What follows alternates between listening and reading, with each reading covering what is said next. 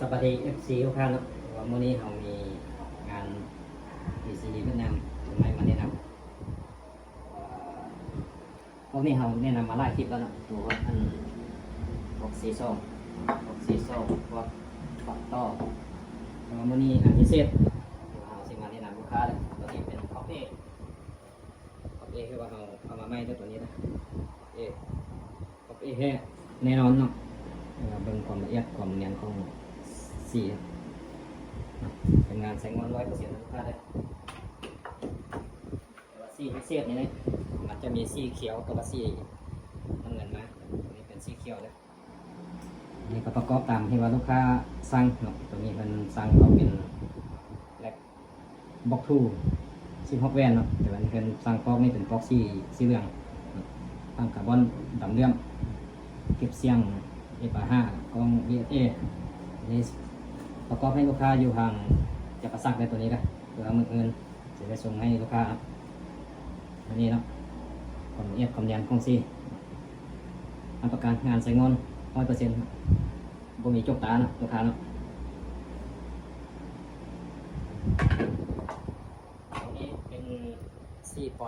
นเงินเนาะตัวนี้เนาะซีปอนเงินนี่ก็ประกอบตามที่ว่าลูกค้าสั่งตัวนี้ลูกค้าเล่นเอากล้องเวทฮันเตอร์กล้องตัวนี้กำลังซูมแม่น4x16นะนี่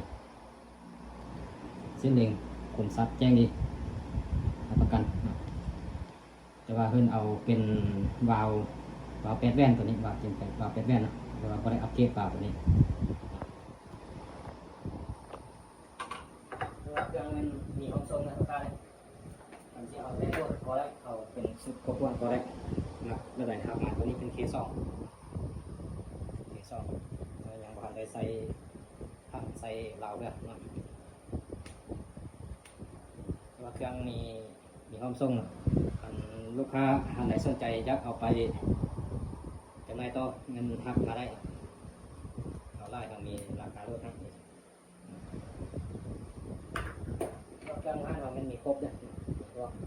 งานเวียดนามมีก็ได้มีพวก MC K2 ปักต่อเทคนิคออฟเอ42คือว่าเครื่องมันมีครบเลยเครื่องมีเป็นอะไรว่าสนใจยี่ห้อใดบล็อกใดแบบใดอัพมาได้นะมักประกอบแบบใดมักอัพร้อยบอกพออัพให้เราจัดให้ตามที่ว่าลูกค้าสั่งนะสนใจหักมาได้เนาะคือว่าเบอร์เป็นขึ้นตามหน้าเฮ็ดนี่เนาะมักแบบใดหักมาขอบใจโอกาสที่ทุกคนทำตลอดมา